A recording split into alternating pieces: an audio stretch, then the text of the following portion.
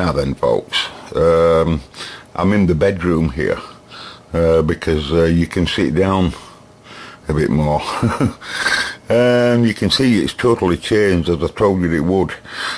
Just the power supply now working on mains, or it will be in a minute.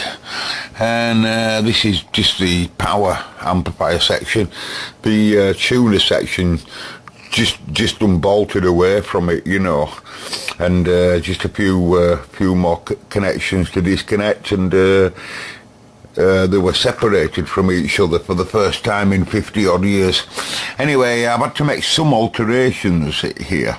This is that double control I was telling you about, what works up a cog.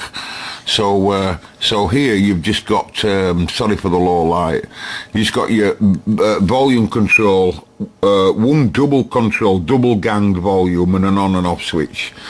And then this cog driver here drives this separate double gang tone control. You know, they must have had to do it like that in them days, you know. And then this other adjustment, I do believe it's possible it is the bias. But I'll have to have a look.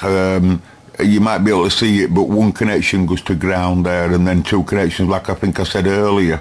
But I'm not sure whether one connects to one amp and one connects to other, or they're working as, or this is working as a separate balance control for audio left and right. I'll have to look into it. Anyway, the changes I made is when I was testing it earlier, I was very impressed with it. I've had it running for 4 hours. And very impressed with it, but I noticed this tube here, this one, were red plating, known as red plating.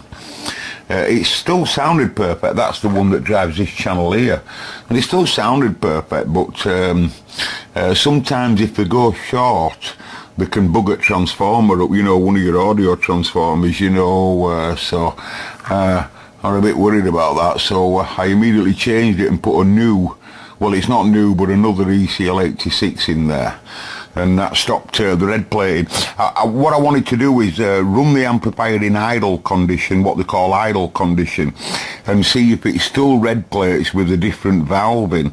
If it did, it would have told me that it's got some DC condition problems, and I need to be looking around voltages at pin connections, at tubes, that have been something wrong, you know. So just swapping the tube immediately. I didn't see it red plating after an hour, and working it hard, proving that its voltages might be not the problem, and it must have been the tube. Just gone a bit soft, a bit weak, as we say. Anyway, notice I've coupled me EM71s up, and that's because this filtering state here, this original filter that were with the radio here, this amplifier, sorry, is 50-50 at 350. 50-50 UF, two capacitors to ground, and 350 volt working DC. Well, these want anywhere 2.5 HT, 200 2.5 HT, and 6.3 heaters. Well, all the heaters to these tubes are 6.3, and HT's at around 275. Sorry, 269, 270. Well, that's perfectly fine. So just by adding a resistor, I managed to get that at 250 here, and a series resistor, and get it to 250 at this side, while leaving all these guys running as they are. This rectifier here wants 6.5 volts, 6.3 for heaters, as well as its normal HT that it gets. And anyway, this is an interesting amp which I'll show you in a diagram, because it's known as a stereophonic. Stereophonic because obviously it's stereo left and right, but it's as you can see, it's only a 3-valve system for a stereo amp. 1 valve, 2, 3, and that's it. There's no preamp, as you can see, but there is, because this valve has got 2 grids. It's got 2 grids, 2 cathodes. 2 grids. So because it's got grid 1 and grid 2 in each one of them, they're having it running so that grid 1, I think it's grid 1, is working as a preamp, and grid 2 is working as a power amp in each one of them, and the pentodes as well, with audio feedback. Anyway, let's hear it then. Let's give it some reasonable sound quality. And I'm sorry about the sound quality, folks. This will just turn it straight on. I'm just going to have a slurp of my tea while my tubes are getting going. I'll watch these because I don't see my heaters coming up there.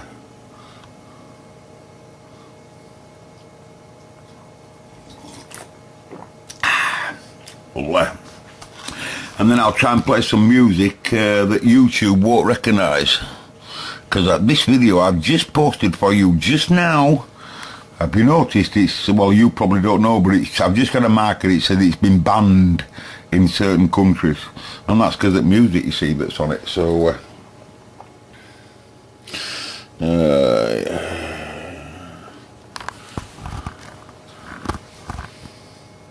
sorry for colouring my hands, it's filthy, is this?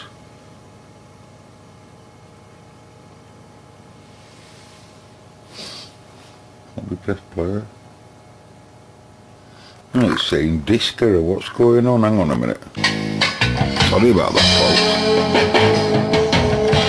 Perfect shade of lipstick, a red that belies incisions.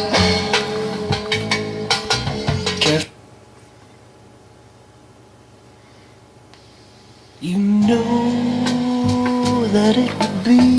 But YouTube will have a job recognising this. You know all proper instruments, folks. If I were to say to you,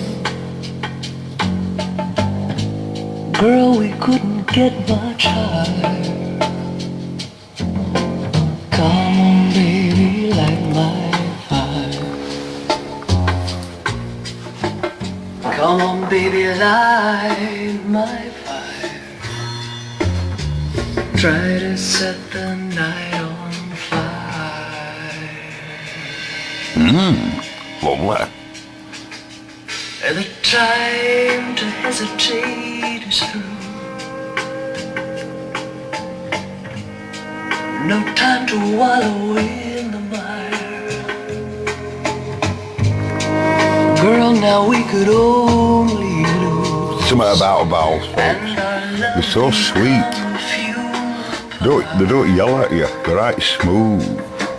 Come on, baby, light my fire. Come on, baby, light. Can you notice this, by the way?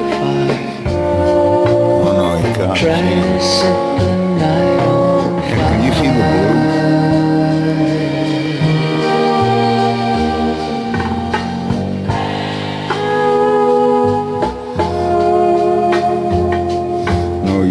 Can you struggling to see it on the camera?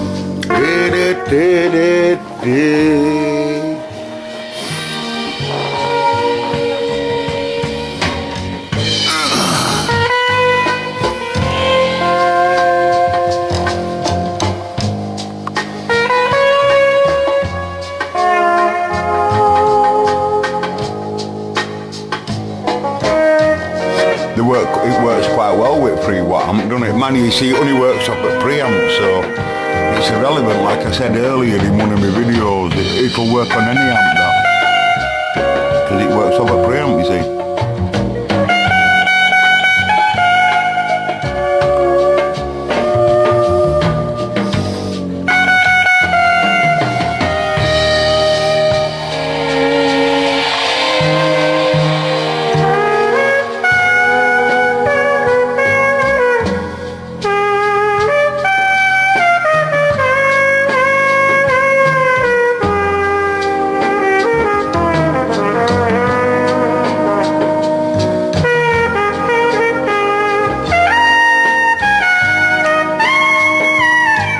Sounds open, does that? Don't you think it sounds open, folks?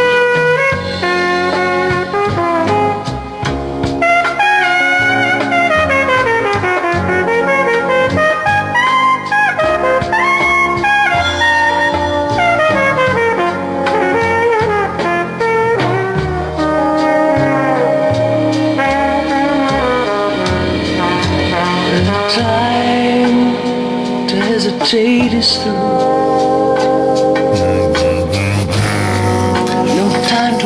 Can't get over it for 3 watts per channel. Girl, now we could They're a marvellous tune with them EC86 phone. And our love A triode. They're a pentode. Triode. That means they've got 3 grids. Am I right there? I think that's because they've got 3 grids. Grid 1, 2 and 3. We're only taking control of 2 of them. I can't remember what's happening with the other one now. I'll have to look into it. I'll show you a diagram in a minute anyway. What I think is this. Stereophonic. Its nickname is it's a stereophonic economical 3-valve amplifier. That's what it is. An economical stereo. Economical because it doesn't have the separate preamp stage. It does, but of course it's all in one tube. Specifically designed, by the way, for that job. This tube was designed with this idea in mind.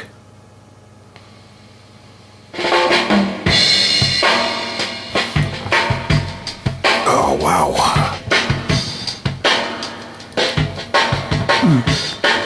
For company, I like lots of MTV. Stylish imagery, advised, connived and contrived to take me far away from me. I like a cell phone conversation, short enough to slip in the cracks of the call waiting generation. I like a foreign film or two, that's what everyone else likes to do. For company, for company. In the 21st century. Are you a bit too big, you on the right? I go to the club, talk through the show. I'm so hip, there's nothing about jazz that I don't know. I read the critics' evaluation, short enough to mirror the copy of expensive public relations. I like a loud and noisy tune, that's what everyone else thinks is cool. For company.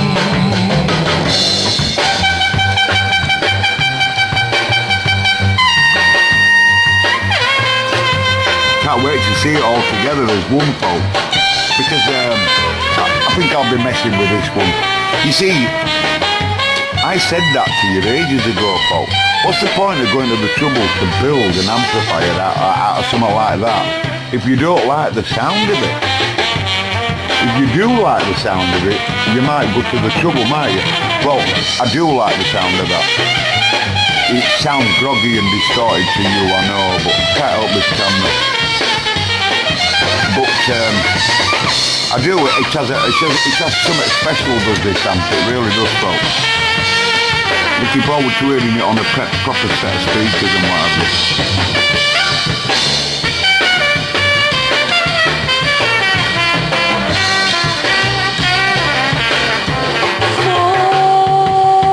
Company, I like French philosophy, deconstructive obscurity, formalized, canonized, and dignified by the university.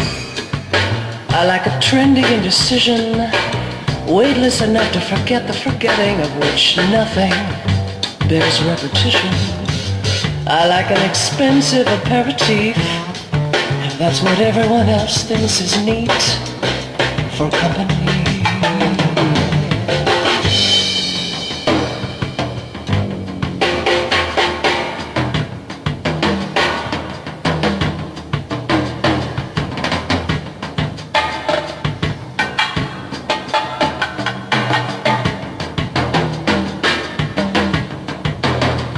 I wish I could play a drum like that, you can tell them.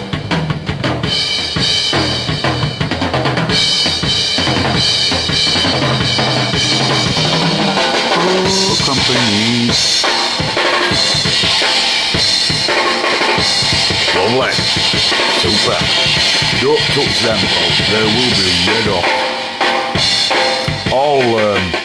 All output tubes tend to get very hot. Rectifiers and output tubes, folks, they always get hot. Take my advice. These in this circuit are running quite warm as well. They will do. They're getting 2.5. They're getting 250 volts HP, you see. Touch tone community. It's nice to see them getting what they want, folks. That's what they want. Fiber optic eternity. I like a faceless congregation, plastic enough to remove the discomfort. She likes all her, doesn't she? Association. I like an ethnic look and feel. That's what everyone else thinks is real. What do you think of a Cobra 148, love? Know nothing about it, do you? Eh? You might know about jazz, but you know nothing about Cobra 148s. Catch you in a bit, folks. This is a YouTube sound test. I think it's probably gone down bad because of the camera. But YouTube, do you recognise this? Because if you don't recognise this, I'll be playing different tracks from the whole album. If you don't recognise it, YouTube, that means I'll be playing a lot of the album. You know that, don't you? You best put a thumb up on it, YouTube. You know that, don't you? Thanks for watching, everybody. Catch you all later. £25 QRP amplifier in demo test mode. And it passes the sound test for its pile of rubber speakers that we've got on.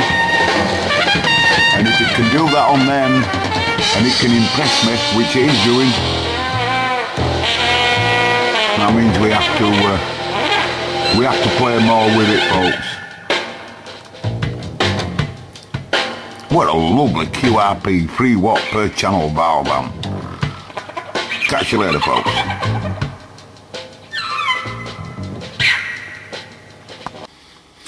Now then, folks, I'll just put this in at the back end. I don't want to bore you for too long, but this is what I think is my amplifier, or very, very, very similar. And this is it here, the 3 watt economical stereophonic amplifier. As you can see there, ECL 86 there, amplifier design from Mullard. they must have done some designing. Was first published in 1962, right?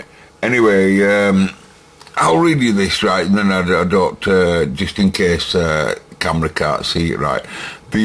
Only one EC, this is exactly as it says it, right.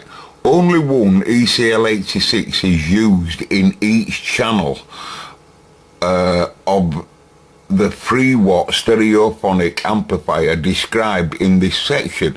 The design is therefore very economical, but even so, a reasonably good sound quality reproduction is achieved.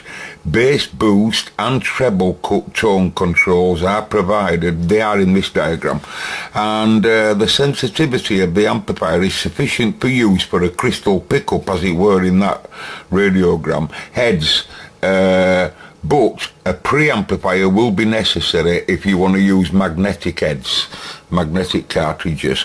Now what it's showing you here, folks, is just the power supply and one mono amplifier, right? So obviously in a stereo arrangement you've got 2 of these, apart from it's all run off one power supply. So this is the EZ80 rectifier here. And this is obviously a normal conventional type power supply with its heater supply there, centre tapped. You can see, look, centre tapped, and that's one heater there, and other side, and then you know, you've got your high tension there going into your recce, and coming out, going through that, what is it, 250 milliamp fuse there, and then into them 2 caps through that load resistor, and that's your power supply. Feeding straight in there, look, into now it looks like you've got 2 valves here, this fella here and this fella here, but they're not. Remember, this is what it's looking at, half of it, so you'll see it says half there, and that's half of one of the ECL 86s, and that's the other half of it. And you can see the 3 dotted lines in the centre. That's because that's the 3 separate grids. You can see there on that side we're taking control of 2 parts, and on this other side we're just taking control of the 1. So all grids are being used, but this part here is the preamp side where the audio comes in, and that's the preamp side. That's working, as far as I understand, at 50 times the input, and then that is the power amp side of it, which drives into audio output transformer there and then straight into your speaker. And now this whole thing that you're looking at here, every little bit of it, Mullard designed it as a kit and designed it for other people to use, hence our Murphy behind us there. But if you want this information, folks, just go type in EWC83, EWC86, and then you'll find reference to this. But ECL86, you'll find reference to this. But if you just go on 3-watt valve amplifier ECL86, you'll find it as well.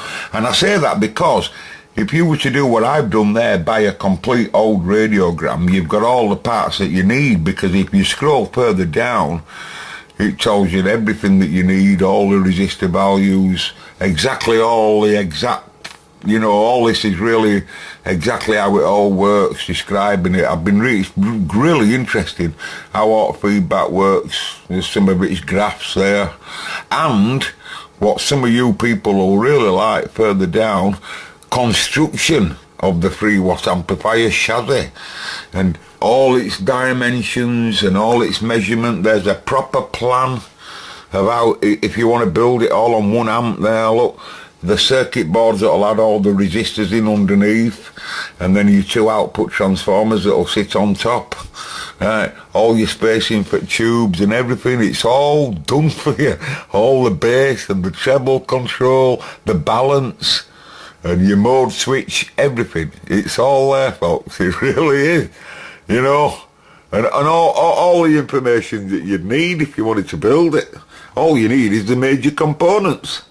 Now if you go to eBay and try and find them on a kit, you'll find them. It'll cost you about 500-600 quid, I kid you not. They really will, I'm not joking, folks. But you've got to understand, them components would probably be a lot better than what we've got here on my left here. But still, if you want to learn about valve amps like I do, I think I've done a good turn here. I'm really happy with my purchase, folks. I'm really happy with it. It's so musical, and I keep turning it on and playing with it. Right, I'm going to get out of here, folks. I'll leave you with it. If you like this, valve amp and you think I've done a good purchase, will you please let me know? Will you please let me know? Goodbye. All the best. £25 valve amp man, and I'm gone.